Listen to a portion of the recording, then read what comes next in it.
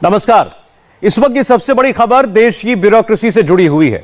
इस खबर को जानने में देश के बड़े बड़े अफसर, बड़े बड़े नेताओं और यहां तक कि प्रोफेशनल्स की भी दिलचस्पी होगी। मोदी अफसरशाही कैसे चलाते हैं, इस खबर से पता चलता है।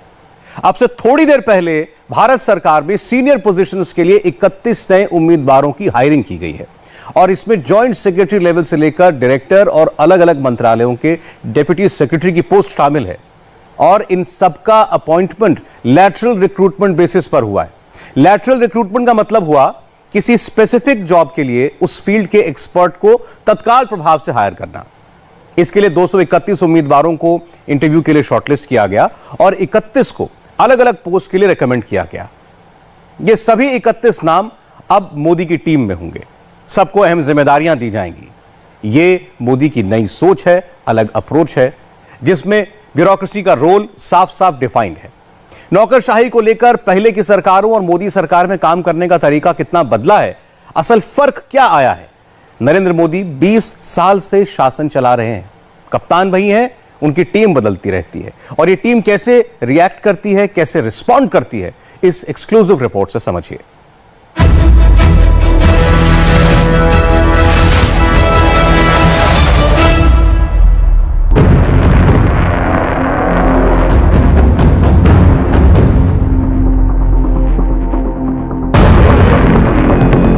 बीस साल से सिस्टम वही है, अफसर वही है, बस डायरेक्शन बदल गया है, काम करने का तरीका बदल गया है। सीएम हो या पीएम, मोदी को डे 1 से पता था कैसे काम करना है, किससे काम कराना है, कितने दिन में काम कराना है। किसी भी डेमोक्रेसी में लीडरशिप का सबसे बड़ा इम्तिहान ही यही है। ब्यूरोक्रेसी काम समय पर करे, पूरी प्लानिंग और कोऑर्डिनेशन से काम हो। सीएम से पीएम तक मोदी ने यही किया। ब्यूरोक्रेट्स के साथ मोदी का रूल बेस्ड नहीं, रोल बेस्ड वाला वर्किंग स्टाइल है। इसका एक एग्जांपल मोदी से खुद सुन लीजिए।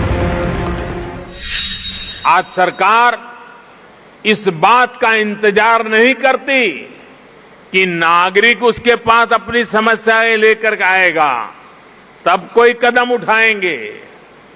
सरकारी माइंडसेट और सिस्टम से इस भ्रांति को हम बाहर निकाल रहे हैं।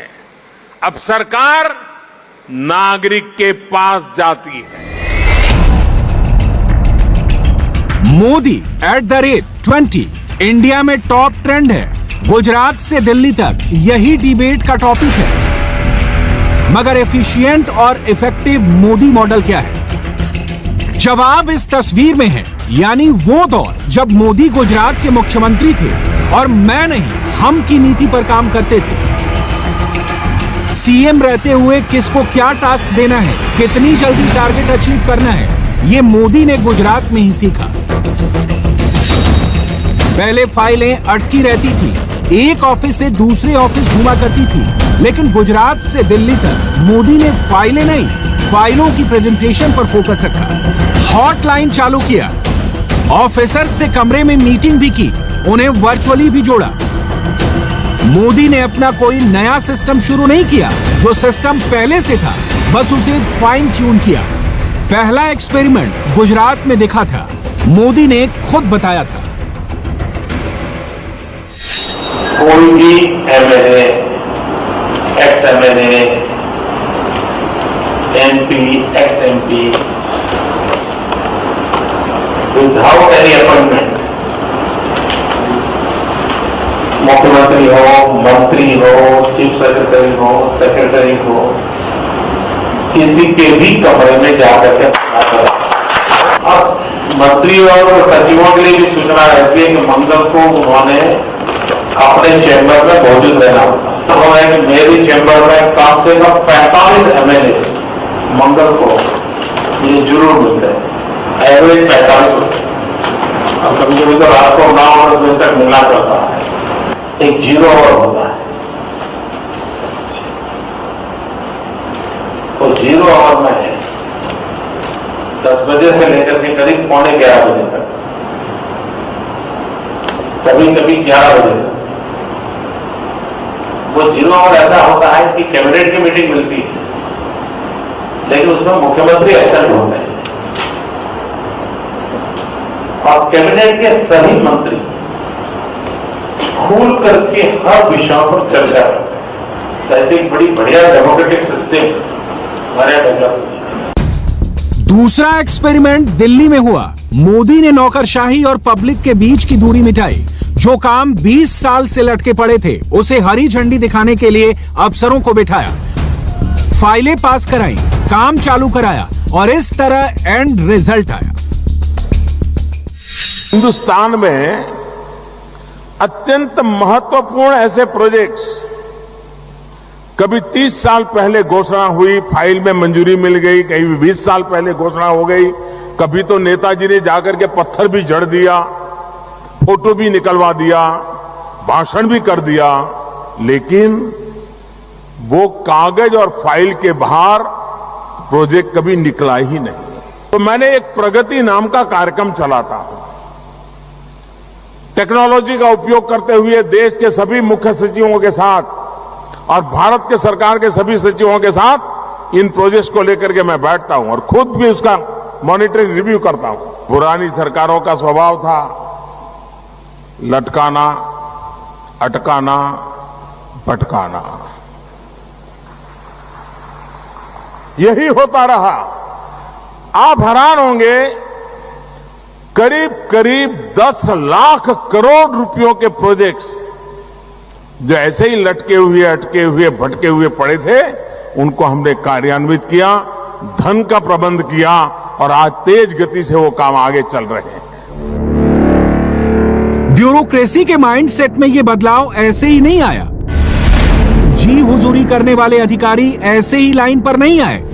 आईएएस बन गया मतलब वो फर्टिलाइजर का कारखाना भी चलाएगा, आईएएस हो गया तो वो केमिकल का कारखाना भी चलाएगा, आईएएस हो गया वो हवाई जहाज भी चलाएगा। ये कौन सी बड़ी ताकत बना के रख दी है हमने बाबुओं के हाथ में देश दे करके। हम क्या करने वाले हैं? हमारे बाबू भी तो देश के हैं, तो देश का नौजवान भी तो देश का है। उन्हें लाइन पर लाने वाले शख्स का नाम है नरेंद्र दामोदर दास मोदी।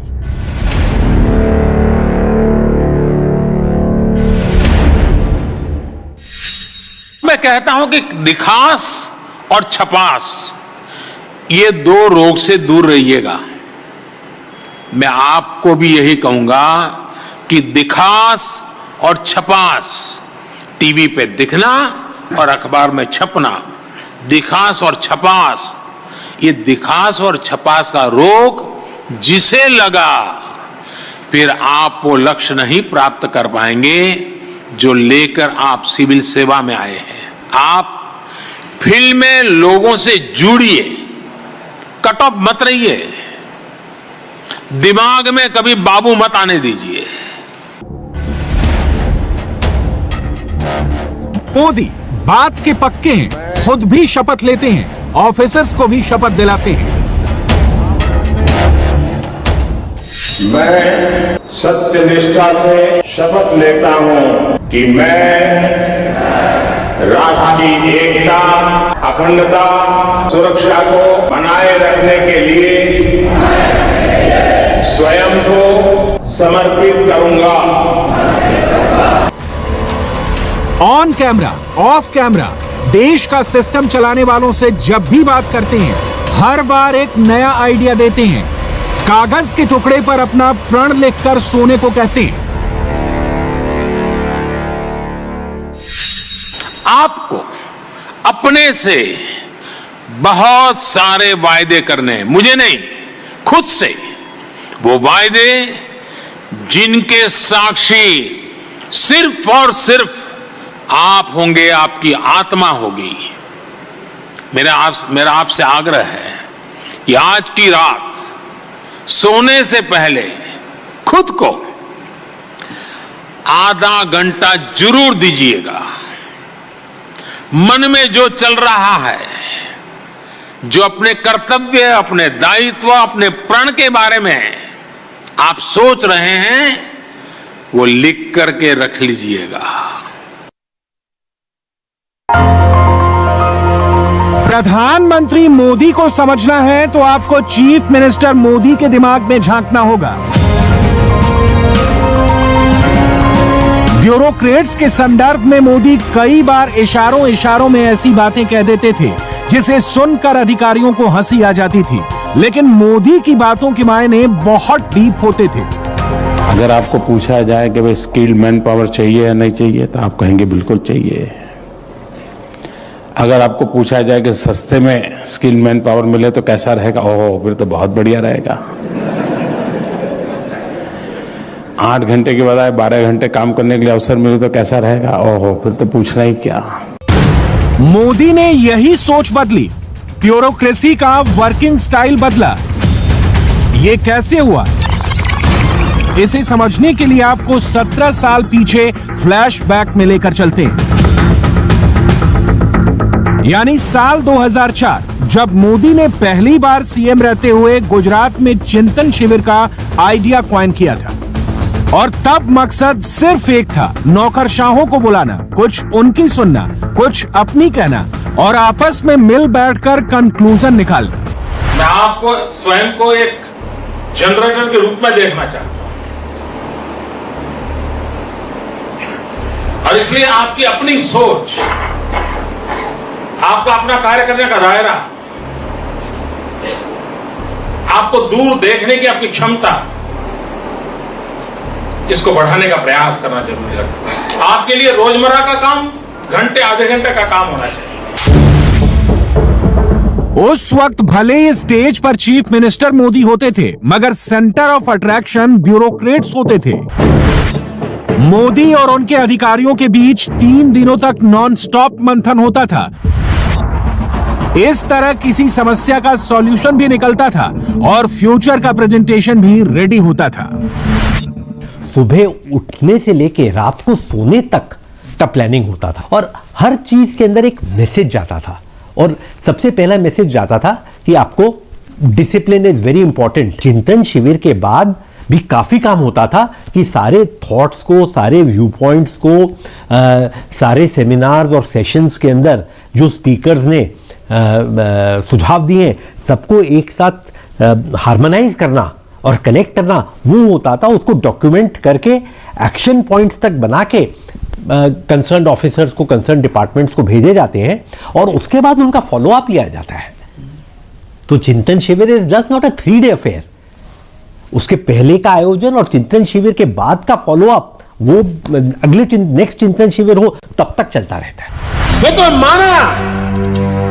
माना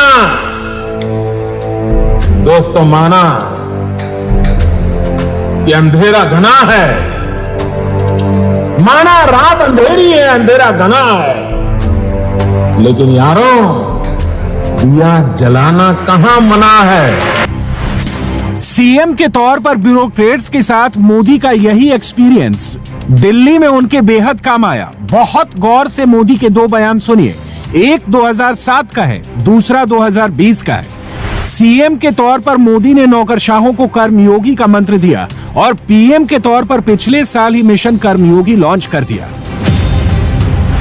मित्रों, मैं ये नहीं चाहता कि इस वायुमंडल से आप चार्ज, मैं ये चाहता हूं कि आपके माध्यम से 5 लाख कर्मयोगी चार्ज। कर्मयोगी का भाव जगाइए, कर्मयोग के रास्ते पर चलने के लिए आप आगे बढ़िए। इसी कर्म का कर्मयोगी हम सबको बनना है। मुझे भी बनना है, आपको भी बनना है, हम सबको बनना है। मिशन कर्मयोगी कैपेसिटी बिल्डिंग की दिशा में अपनी तरह का एक नया प्रयोग है। इस मिशन के जरिए सरकारी कर्मचारियों को उनकी सोच, अप्रोच को आधुनिक बनाना है, उनका स्किल सेट सुधारना है, उन्हें कर्मयोगी बनने का अवसर देना है।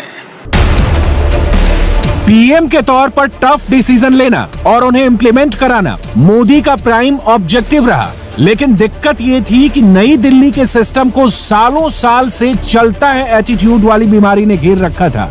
मोदी सब जानते थे, इसलिए खुलकर अधिकारियों के सामने इस बीमारी का इलाज ढूंढने को कहते थे। हम सब सिविल सर्विस के लोग हैं। 25 साल पुराना मामला लटका पड़ा है, 30 साल पुराना मामला लटका पड़ा है। लीडरशिप के निर्णय के अभाव में नहीं, डिपार्टमेंट की, 2 डिपार्टमेंट के बीच की फाइलों के बीच में लटका पड़ा है। क्या कारण है? और वही मुद्दा जब भारत का प्रधानमंत्री प्रगति कार्यक्रम करें और ऐसे ही प्रगति कार्यक्रम में लिस्टिंग हो जाए कि इतनी चीजों पर प्रगति कार्यक्रम में देखने वाले हैं और फटाफट 24 घंटे में निर्णय हो जाए, सारे क्लियरेंस मिल जाए और प्रोजेक्ट क्लियर हो जाए। 8-9 लाख करोड़ रुपए के प्रोजेक्ट क्लियर हो गए। क्या कारण था? प्रगति की सक्सेस से तो मैं जय जयकार कर सकता हूं कि देश का एक ऐसा प्रधानमंत्री है कि जो टेक्नोलॉजी का उपयोग करते हुए लटके पड़े कई समस्याओं का समाधान कर रहा है। मेरे लिए वो संतोष का विषय नहीं है, मेरे लिए उसमें से सीख का विषय है। और सीख ये है कि मेरे सभी साथी ये सोचे क्या कारण है कि जो निर्णय आपने 24 घंटे में किया वो 15 साल से क्यों लटका पड़ा था। पिछले 3 साल में मैंने अनुभव किया, मेरा गुजरात का तो अनुभव गहरा है, लेकिन यहां 3 साल का मेरा अनुभव है कि एक विचार मैंने रखा हो और मुझे उसका परिणाम न मिला हो, ऐसी कोई घटना मेरे सामने मुझे याद नहीं आ रही है। किसने किया? और इसलिए रिफॉर्म करने के लिए एक पॉलिटिकल विल चाहिए। मुझे वो प्रॉब्लम नहीं है, शायद एक्स्ट्रा है। लेकिन परफॉर्म के लिए कर्तृत्व बहुत आवश्यक होता है। और ये काम कौन करता है? मुझे बताइए। प्रधानमंत्री ने कहा ऐसा मेरे मन में विचार आता है, उस आइडिया को पॉलिसी में कौन कन्वर्ट करता है? आप लोग करते हैं। स्कीम में कौन कन्वर्ट करता है? आप करते हैं। सीएम और पीएम मोदी के 20 साल के कार्यकाल में सबसे ज्यादा प्रेशर ब्यूरोक्रेसी पर रहा। आईएएस, आईपीएस, आईएफएस, आईआरएस, किसी भी सर्विस को ले लीजिए, मोदी ने जो टास्क दिया उसे सबने ऑन टाइम और परफेक्टली डिलीवर किया। वजह खुद मोदी ने बताया। पहले ऐसा था, अब ऐसा है, क्यों? इसका जवाब ये तो नहीं होना चाहिए कि हर प्रधानमंत्री ने सोचा और हमने कर दिया। जी नहीं, क्योंकि हां, इस व्यवस्था में वो लोग हैं जिनको एक्सेलेंसी का थप्पा लगा है, तभी तो यहां पहुंचे हैं जी।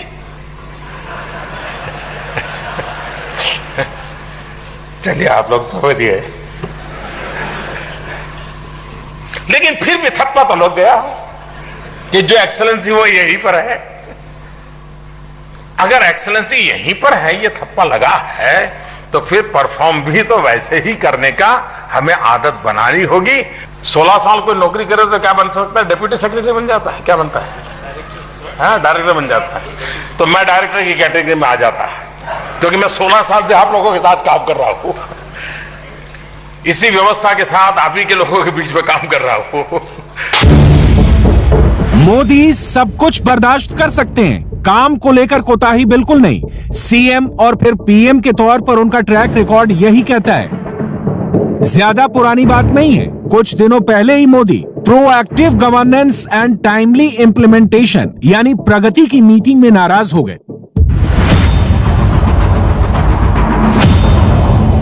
रिपोर्ट्स के मुताबिक 8 प्रोजेक्ट्स को रिव्यू करते वक्त लेट लतीफी की जानकारी मिलते ही पीएम का चेहरा तमतमा गया और मोदी ने उन अधिकारियों और एजेंसियों की लिस्ट तैयार करने का ऑर्डर दे दिया जिनकी वजह से प्रोजेक्ट्स में देरी हुई। हर नौकरशाह को मोदी का मैसेज क्लियर है, केंद्र और राज्य सरकार के प्रोजेक्ट्स में देरी के लिए सीधे सीधे अफसर ही जिम्मेदार ठहराए जाएंगे। आमतौर पर मोदी अपना गुस्सा दिखाते नहीं हैं, बस इशारा दे देते हैं और अधिकारी समझ जाते हैं। बाद में मोदी प्यार से समझाते हैं, सही और गलत का फर्क समझाते हैं। मैं अपने अफसरों के बीच में बार बार कहता हूं कि क्या आजादी के इतने सालों के बाद रोजमर्रा की जिंदगी में सरकारों की जो दखल है सामान्य नागरिक के जीवन में, क्या हम उस दखल को कम नहीं कर सकते, खत्म नहीं कर सकते हैं? सरकार का दबाव नहीं होना चाहिए, लेकिन साथ साथ जहां मुसीबत की पल हो तो सरकार का अभाव भी नहीं होना चाहिए। न सरकार का दबाव हो, न सरकार का अभाव हो, लेकिन हम सपनों को लेकर के आगे बढ़े। सरकार हमारे एक साथी के रूप में हर पल मौजूद हो, जरूरत पड़े तो लगना चाहिए हाँ है, कोई चिंता का विषय नहीं है। क्या उस प्रकार की व्यवस्थाएं हम विकसित कर सकते हैं? मोदी ने ब्यूरोक्रेसी की जिस व्यवस्था को सीएम के तौर पर बदला, पीएम बनते ही उसे दिल्ली में इंप्लीमेंट किया। लाल फीताशाही पर नकेल कसी, रेड टेप हटाकर रेड कारपेट बिछाया।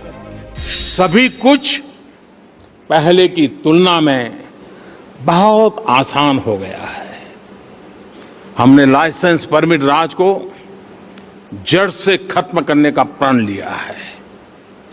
रेड टेप हटाकर हम रेड कारपेट बिछा रहे हैं। वही सरकार, वही कानून, वही ब्यूरोक्रेट, वही तौर तरीके, उसके बावजूद भी अगर 4 साल का लेखा जोखा लेंगे, गत 10 साल में काम किस प्रकार से होता था उसको पता चलेगा, देखेंगे तब पता चलेगा 4 साल में कैसे हुआ। तो आपको ध्यान में आएगा कि तब की निर्णय प्रक्रियाएं, आज की निर्णय प्रक्रियाएं, तब के एक्शन, आज के एक्शन, आपको आसमान जमीन का अंतर दिखेगा। मोदी के बटन दबाते ही सिस्टम कैसे एक्टिव होता है, इसका सबसे बेहतरीन एग्जांपल है लाइट हाउस प्रोजेक्ट, जिसकी डेडलाइन जनवरी 2022 तक की है। इसलिए मोदी नौकरशाहों की पूरी टीम के साथ हर काम की प्रोग्रेस रिपोर्ट लेते हैं, ऑडियो वीडियो प्रेजेंटेशन लेते हैं और दिल्ली में बैठे बैठे देश के 6 शहरों का ड्रोन से भ्रमण भी करते हैं। यूनिक टेक्नोलॉजीज के इस्तेमाल के साथ साथ इन प्रोजेक्ट्स की कई सारी और विशेषताएं भी हैं जो इन्हें खास बना देती है और अपने हिसाब से ट्रेंड सेटिंग बना रही हैं। जैसे कि इन प्रोजेक्ट्स के काम का डे टू डे मॉनिटरिंग चल रहा है और खुद प्रधानमंत्री कार्यालय से इसका डेली मॉनिटरिंग होता है, जिसके लिए यहाँ पे ये कैमरे जो हैं ये भी माउंट किए हुए हैं। यहाँ पे 3 कैमरे जो हैं ये इस पूरी साइट को कवर करते हैं, जिससे पता चलता है कि यहाँ पे क्या एक्टिविटी चल रही है, किस स्टेज पे काम पहुँचा है। बाकायदा एक टीम यहाँ मौजूद रहती है जो हर एक्टिविटी को शूट कर रही है और उसका डेली रिपोर्टिंग जो है वो अर्बन हाउसिंग डेवलपमेंट मिनिस्ट्री और प्रधानमंत्री कार्यालय में होता है। मोदी का वर्किंग अप्रोच 360 डिग्री रिव्यू वाला है। किसी भी सर्विस से जुड़े अधिकारी हों, सबके साथ काम भी और संवाद भी, दोनों 1 on 1 चलता है। सबके पास मोदी का मैसेज पहुंचता है।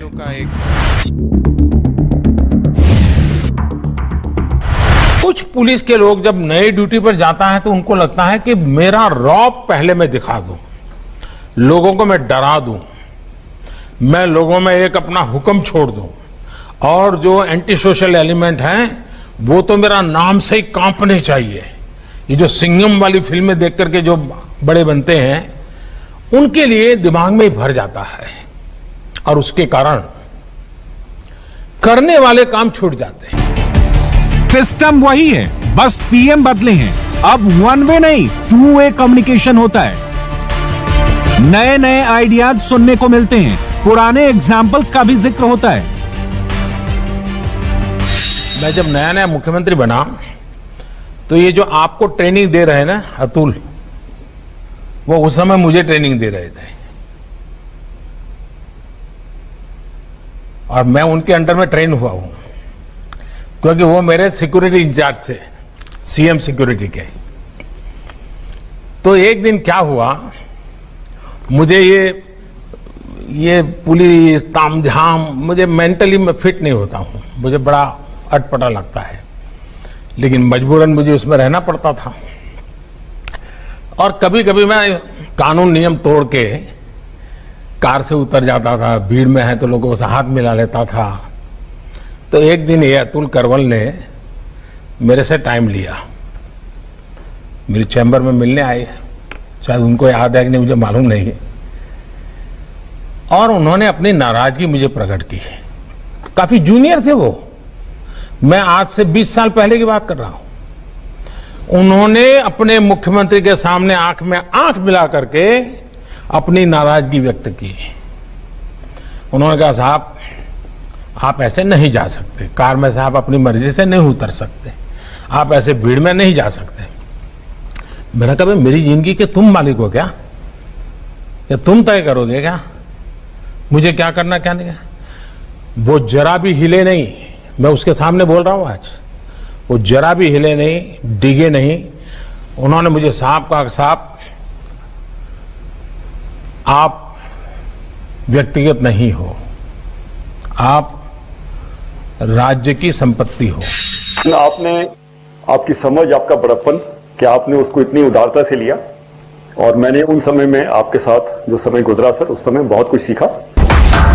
7 साल में ब्यूरोक्रेसी में काम करने का तरीका कैसे बदला, इसका एक एग्जाम्पल इंडियन फॉरेन सर्विस भी है। 2014 से पहले पाकिस्तान यूनाइटेड नेशंस के मंच पर कश्मीर कश्मीर चिल्लाता था, अनाप शनाप आरोप लगाता था, मगर उसे जवाब नहीं मिलता था। 2014 के बाद सब कुछ बदल गया। अब पाकिस्तान जैसे यूएन के मंच पर अपना माइक ऑन करता है, भारत की यंग और dynamic team first right of reply के तहत ईंट का जवाब पत्थर से देती है, और ऐसा एक बार नहीं कई बार हुआ है। ब्यूरोक्रेसी के वर्किंग कल्चर और एटीट्यूड में आया ये बदलाव अचानक नहीं हुआ। इसके लिए मोदी ने सबसे डायरेक्ट कनेक्ट भी किया और work without fear, I will protect you का मैसेज भी दिया, हर फोरम पर दिया। काम का क्रेडिट तो पीएम को मिलता है, टीवी पे पीएम दिखता है, अखबार में पीएम दिखता है, बधाइयां भी पीएम के खाते में जमा होती हैं, लेकिन जब तक कोई टीम नहीं होती है और समर्पित टीम नहीं होती है, तब तक सपने कितने ही बहुत सुहाने हो, संकल्प कितने ही दृढ़ क्यों न हो, इरादे कितने ही नेक क्यों न हो, परिणाम मिलना बड़ा मुश्किल होता है। परिणाम तब मिलता है कि जब आपके पास पीएम की सोच और हमारे साथियों की सोच की वेवलेंथ मिलती हो। आप में से बहुत लोग हैं जिन्होंने कई प्रधानमंत्री देखे हैं, आप में से बहुत लोग हैं जिन्होंने कई मंत्री देखे हैं, लेकिन मैं पहला प्रधानमंत्री हूं जिसने आपको देखा है।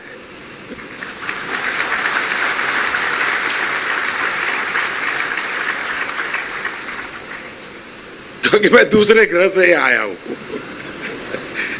अगर हमें पीएमओ को प्रभावी होना होता तो leadership is enough, single leadership is enough. लेकिन मेरी सोच पीएमओ को प्रभावी बनाने की नहीं है, मेरी सोच पीएमओ को एफिशिएंट बनाने की है, इफेक्टिव नहीं। मोदी सरकार ने एक बड़ा प्रहार वीआईपी कल्चर पर भी किया। 2017 में ही लाल बत्ती के फैशन पर रोक लगा दी। शुरुआत मोदी कैबिनेट के मंत्रियों से हुई। नितिन गडकरी मोदी के पहले मिनिस्टर थे जिन्होंने अपनी गाड़ी से लाल बत्ती हटाई और धीरे धीरे संख्या बढ़ती गई। 2017 में मोदी ने लाल बत्ती कल्चर के खात्मे को एक नई शुरुआत बताया था। वीआईपी कल्चर को न्यू इंडिया के स्प्रिट से आउट ऑफ टच बताया था, और तब मोदी ने यह भी कहा था कि हर हिंदुस्तानी स्पेशल है, हर इंडियन वेरी वेरी इंपॉर्टेंट है, और एक किस्सा भी सुनाया था। आप लोगों की सेवा में अगर सबसे बड़ी कोई कठिनाई है, सबसे बड़ी मुसीबत है, तो मेरे जैसे लोग हैं, मेरी बिरादरी के लोग हैं, जो अपने आप को बड़ा खैरखा मानते हैं, बड़ा वीआईपी मानते हैं। हवाई अड्डे पर अगर उनको आपका जवान रोक करके पूछता है तो उनका पारा तेज चढ़ जाता है, गुस्सा कर देते हैं, आपको अपमानित कर देते हैं, यहां तक कहते हैं मैं देख लूंगा। आप हाथ पैर जोड़कर उसको समझाते हो साहब मेरी ड्यूटी है, लेकिन उसका तो पता नहीं वो ऐसा वीआईपी कल्चर होता है। मैं एक घटना सुनाता हूं आपको। मैं पार्टी का काम करता था तो पूरे देश में मैं भ्रमण करता था, लगातार दौरा रहता था। एक बार हमारे एक सीनियर नेता भी मेरे साथ थे। अब हमारे देश में कुछ एयरपोर्ट ऐसे हैं जहां पर सिक्योरिटी की वजह से डबल चेक होता है। श्रीनगर है, किसी जमाने में गुवाहाटी हुआ करता था, आजकल है कि नहीं मुझे मालूम नहीं है। तो मेरे साथ जो हमारे सीनियर लीडर थे, अब वो बड़े थे, जाने माना चेहरा था, लेकिन अब जो जवान वहां खड़ा था एयरपोर्ट पे, वो उनको पहचान नहीं पाया। तो उसने उसको रोका, रोक करके उनका जैसा उनका ड्रिल होती है, वो ड्रिल के अनुसार चेक करने लगा। जैसे वो चेक करता था, इनका पारा गर्म हो रहा था। अंदर सीट पर बैठने के बाद भी वो पारा कम नहीं हुआ। मेरे से भी बात नहीं कर रहे थे। मैं देख रहा था क्या साइकोलॉजी है इनकी। जब अगले जगह पे हमको आ जाना था, तो मैंने कहा आप आगे मत जाइए, मेरे पीछे चलिए, पहले मैं चेकिंग करवाता हूं। और मैंने क्या किया, वहां गया और आपका जवान खड़ा था, वहां हाथ ऊपर करके खड़ा हो गया और मैंने कहा, अरे भाई चलो जल्दी आरती उतारो। तो उसने कहा मैं तो आपको पहचानता हूं। मैंने कहा पहचानते हो तो भी आरती नहीं उतारोगे तो जाऊंगा नहीं। आप वो मेटल डिटेक्टर से घुमाते हो ना।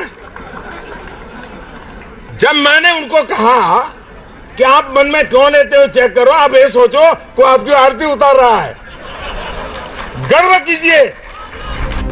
सीएम से पीएम तक मोदी ने नौकरशाही की यही सोच बदली है। हर लेवल पर काम किया है, सबके साथ मिलकर काम किया है। रिफॉर्म, परफॉर्म और ट्रांसफॉर्म मोदी के लिए ये सिर्फ 3 शब्द नहीं है, गवर्नेंस का अचूक मंत्र है। प्रधानमंत्री की लास्ट माइल डिलीवरी और ब्यूरोक्रेसी से पब्लिक को डायरेक्ट कनेक्ट करने वाली अप्रोच से पता चलता है वो काम को लेकर कितने गंभीर हैं। मोदी किसी भी काम को हल्के में नहीं लेते, फिर चाहे वो काम छोटा हो या बड़ा। मोदी को the last mile prime minister यूं ही नहीं कहा जाता, और बतौर प्रधानमंत्री मोदी के 7 साल के ट्रैक रिकॉर्ड से ये बात क्लियर है। इसलिए लोगों का मोदी पर भरोसा कायम है। आज दिल्ली के पास तेजस ने दहाड़ भरी तो रफाल ने भी अपनी गर्जना सुनाई। आसमान का सीना चीरकर जब सुखोई ने उड़ान भरी तो चीन और पाकिस्तान का दिल भी सहम उठा होगा। एयरफोर्स डे के मौके पर वायु वीरों का शौर्य देखिए।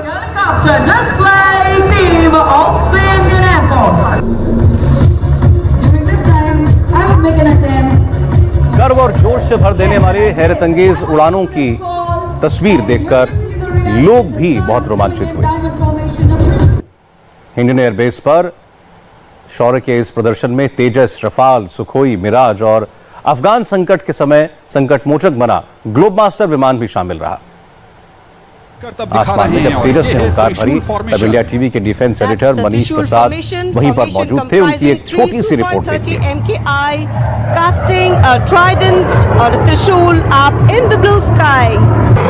आप देखें एक बार, ये इस समय वर्टिकल चार्ली करते हुए ये फाइटर एयरक्राफ्ट है, और ये दरअसल एक तरफ जहां Su-30 और रफाल ने अपना मैनोवर दिखाया, तो वहीं दूसरी तरफ लाइट कॉम्बैट एयरक्राफ्ट तेजस का भी मैनोवर है, और ये मल्टीपल रोल करते हुए यहाँ पे ठीक सामने अपने पूरी कैपेबिलिटी के साथ 4.5 जनरेशन ओमनी रोल जो फाइटर एयरक्राफ्ट हैं वो भारतीय वायुसेना के दमखम को दिखाते हैं और बताते हैं। और यही वजह है कि इस समय इस एयर शो के माध्यम से ये सीधा सिंबॉलिक मैसेज है चीन और पाकिस्तान को, खासतौर पे उन को बताते हुए कि एयर कैपेबिलिटी के तौर पर भारतीय वायुसेना अपने 30 से 32 स्क्वाड्रन के साथ पूरी तरह से सक्षम है।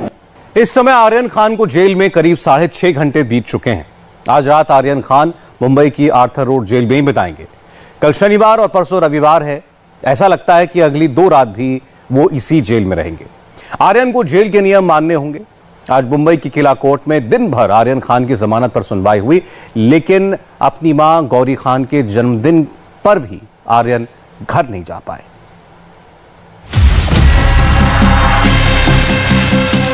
आर्यन खान अभी आर्थर रोड जेल में ही रहेंगे।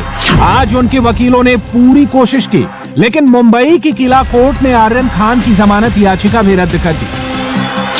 कोर्ट ने कहा कि उन्हें आर्यन की जमानत याचिका पर सुनवाई करने का अधिकार नहीं है। आर्यन खान की जमानत वाली मन्नत पूरी नहीं हुई। मामला सीरियस है, क्योंकि आर्यन खान को बेल दिलाने की कोशिश तीसरी बार भी फेल हो गई। जमानत याचिका रद्द होने का यह मतलब नहीं है कि आर्यन खान अगले 14 दिनों तक आर्थर रोड जेल में ही रहेंगे। आर्यन खान के वकील अब जमानत के लिए सेशंस कोर्ट में अपील करेंगे। हमारी बेल इसी ग्राउंड पे रिजेक्ट हुई कि वो बेल ये कोर्ट को सुनने का अधिकार या पावर नहीं है। कोर्ट का ऐसा मानना है कि ये बेल एप्लीकेशन सिर्फ सेशंस कोर्ट सुन सकता है, इसीलिए मेंटेनेबिलिटी पे हमारा बेल रिजेक्ट हुआ है। ऑर्डर में समय लग सकता है, लेकिन हम लोग रिमांड एप्लीकेशन के बेसिस पे भी सेशंस कोर्ट जा सकते हैं। बचाव पक्ष के जो वकील हैं वो कह रहे हैं कि जो सत्र न्यायालय है उसमें जल्द से जल्द वो अपील करेंगे और सत्र न्यायालय में अपील करके दोबारा अपने जो मुवक्किल हैं अरबाज मर्चेंट और जो दूसरे मुवक्किल हैं उनके लिए उनकी अंतरिम जमानत की जो अर्जी है वो लगाएंगे। दोपहर 2 बजे आर्यन खान को एनसीबी की कस्टडी से ऑर्थर रोड जेल शिफ्ट किया गया और उसके सिर्फ 3 घंटों के बाद ही कोर्ट में आर्यन पर फैसला आ गया। कोर्ट में आर्यन खान की जमानत पर जबरदस्त बहस हुई। सुनवाई के दौरान आर्यन खान के वकील सतीश मान शिंदे ने कहा कि आर्यन खान ने ना तो ड्रग्स ली थी और ना ही उसके खिलाफ कोई सबूत है, इसलिए अंतरिम जमानत दी जाए। एनसीबी के वकील ने कहा कि जमानत मिलने पर आरोपी सबूतों और गवाहों के साथ छेड़छाड़ कर सकते हैं, इनके कनेक्शन काफी गहरे हैं। इनके बयान और निशानदेही पर ही एनसीबी ने ऑर्गेनाइजर और ड्रग सप्लायर को पकड़ा है, इसलिए इन्हें जमानत ना दी जाए। आज आर्यन खान सहित 3 आरोपियों की जमानत पर सुनवाई हो रही थी। बेल के लिए मुंबई की किला कोर्ट में 2 सेशन तक सुनवाई चली। जो युक्तिवाद किया था उसमें एक फुटबॉल का जिक्र आया था, एक चैट का जिक्र आया था, जिसमें ये कहा गया था सरकारी पक्ष के द्वारा कि एक बड़ा क्वांटम है ड्रग्स का। वो क्या डिटेल? जी नहीं, वो तो हम डिनाई करते हैं। वो सिर्फ फुटबॉल से रिलेटेड था और हम वैसे भी हमारे इसमें वो व्हाट्सएप चैट्स है नहीं पोजीशन में, क्योंकि वो अभी पूरा एनसीबी का इन्वेस्टिगेशन का पार्ट है। लेकिन जितना इंस्ट्रक्शंस के ऊपर है उतना हम बता रहे हैं कि वो फुटबॉल से रिलेटेड ही था। लेकिन सरकारी पक्ष का कहना है वो कोड वर्ड था और फुटबॉल के रूप में एक बड़े ड्रग्स की कंसाइनमेंट पर बात हो रही थी। जी, वो इन्वेस्टिगेशन का पार्ट है और वो ट्रायल का पार्ट है, लेकिन हमारा वही कहना है कि अगर वो व्हाट्सएप चैट का भी कोई रेलेवेंस नहीं है, वो प्राइमा फेसी सिर्फ फुटबॉल का चैट है। मुंबई की किला कोर्ट में एनसीबी ने कहा कि जांच में जरूरत है, इसलिए बेल न मिले। जवाब में आर्यन खान के वकील ने कहा कि उनके क्लाइंट के खिलाफ सबूत नहीं है, इसलिए जमानत दी जाए। एनसीबी ने कहा कि पूछताछ की जरूरत पड़ सकती है, तो आर्यन खान के वकील ने जवाब दिया कि एनसीबी जब भी बुलाएगी आर्यन खान हाजिर होंगे। इंडिया टीवी हर वक्त हर जगह डाउनलोड करने के लिए सर्च करें India TV news Google play store या ऐप स्टोर पर।